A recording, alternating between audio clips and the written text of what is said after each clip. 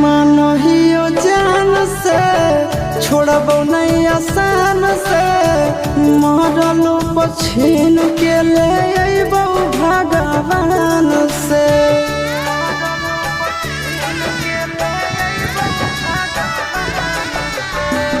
मानहियो जान से छोड़बो नहीं आसान से मरलो पछीन के ले अइबो भगवान से।